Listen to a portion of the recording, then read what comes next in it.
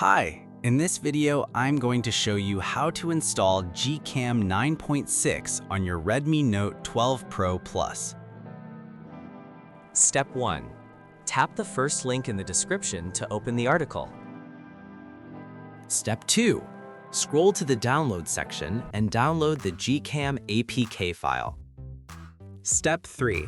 Follow the How to Install guide for step-by-step instructions. A video guide is also available.